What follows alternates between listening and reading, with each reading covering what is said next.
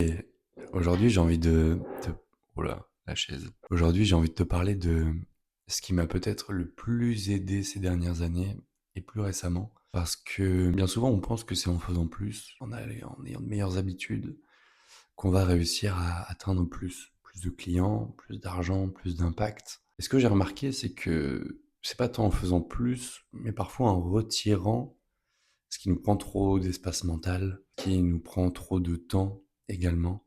Et pendant longtemps, surtout à mes débuts, j'ai cru qu'il fallait être tout le temps présent, tout le temps connecté, tout le temps alerte pour répondre à de potentiels clients, pour être présent lorsque ton influenceur préféré sur Instagram poste sa liste de hooks et pour ne rien rater, pour les mettre en avant, pour les utiliser avant tout le monde. Et donc quand j'ai commencé à faire du copywriting, c'était en 2018 ou 2019. J'étais sur une plateforme de freelancing et je répondais aux messages, peu importe le moment du jour ou de la nuit. Et plusieurs fois, ça m'a bien cramé. Alors, je sais pas si c'est un burn-out ou pas, mais c'est pas vraiment le sujet ici. Ça m'a bien cramé et j'ai réalisé que plus je donnais, plus j'essayais d'être pertinent, d'expert dans ce rôle de personne qui a tout compris, et plus en fait, je me détachais d'une part de moi qui était plus connectée à l'invisible, qui aimait passer du temps dans la nature, qui aimait jouer, qui aimait dire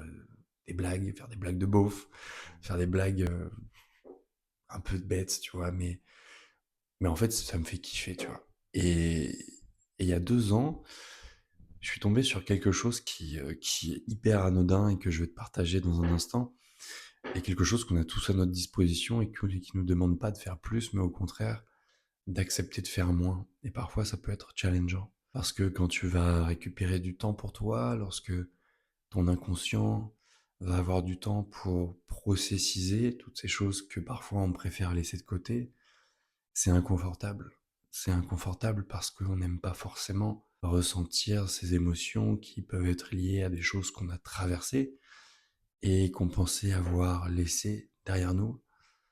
Bah, elles vont avoir la place pour ressurgir. Pas plus de teasing là-dessus, je bois un petit coup avant d'attaquer. Et ce que j'ai mis en place il y a 2 ans de ça à peu près, c'est tout simplement de passer 80% de mon temps en mode avion. 80% de mon temps aujourd'hui se fait en mode avion. Et au début, c'était un peu pour tester, voir ce que ça faisait.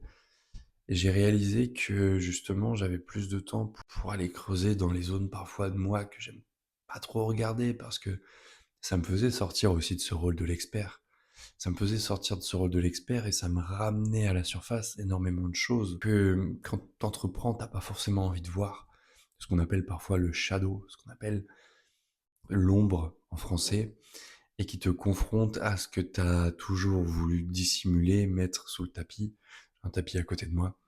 Mettre sous le tapis pour avancer ou avoir l'impression d'avancer plus vite vers ton objectif. Or, lorsque j'ai pris cette habitude de passer 80% de mon temps en mode avion, j'ai pu réellement avancer sur ce qui était important pour moi et réellement réaliser les choses que je t'ai partagées juste avant, comme le fait de passer du temps dans la nature, le fait d'aimer en fait être parfois juste un être humain qui n'a pas besoin de penser stratégie, marketing, accompagnement, business, juste un être humain qui aime rien faire aussi, lire un bouquin, commencer tout plein de bouquins et parfois passer d'un bouquin à l'autre sans sens ou sans réelle cohérence. Et peut-être que tu te dis, ouais, mais si je passe 80% de mon temps en mode avion, en fait, je vais rater des opportunités. Ou lorsque mes clients vont m'envoyer un message, je vais pas être hyper alerte.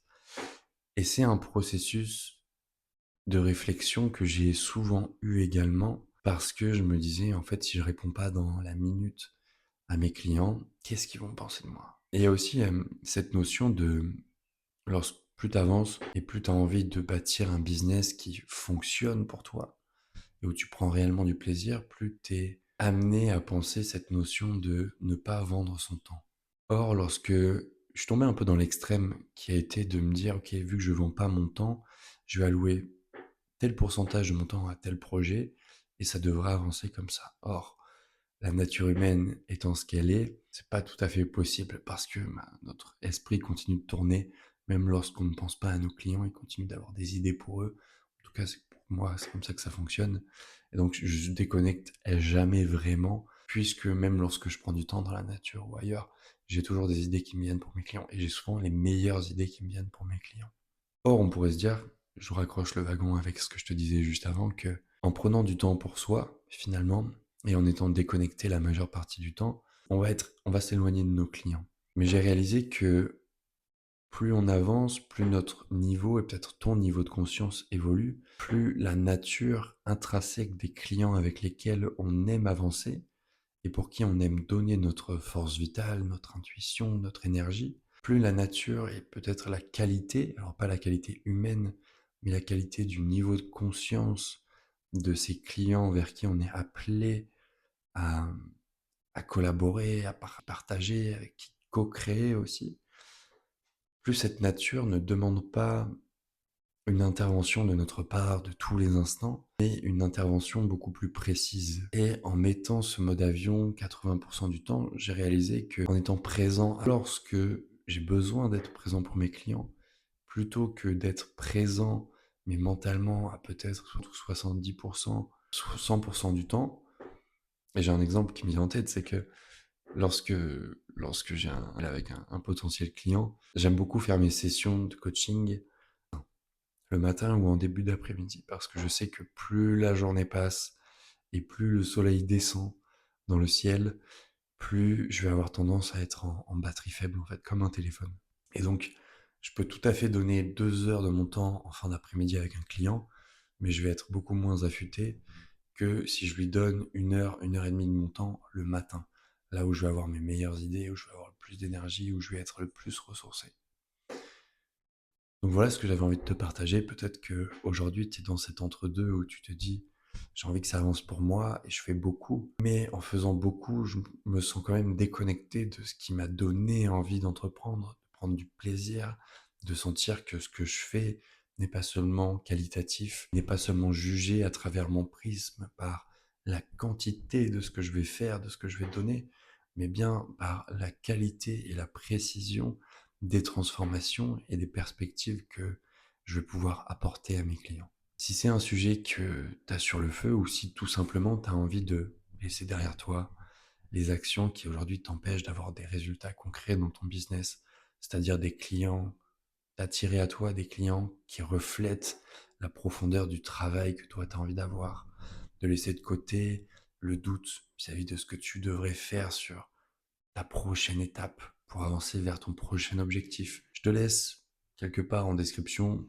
quelque part ce sera le seul et unique lien, je peux déjà te le dire, un lien vers mon Calendly où on va prendre le temps d'échanger pendant 30, 45 minutes plus si nécessaire pour voir ensemble exactement là où tu as besoin de lâcher prise peut-être et le focus sur lequel tu dois mettre ton attention pour attirer à toi et surtout plus que ça, sentir que tu avances réellement, sentir que tu avances réellement avec les clients qui vont venir vers toi. Tu vas voir, c'est assez simple à faire. Et je suis curieux d'en apprendre plus sur toi et ce que tu fais. Je te laisse le lien en description et je te dis à bientôt. Ciao, ciao.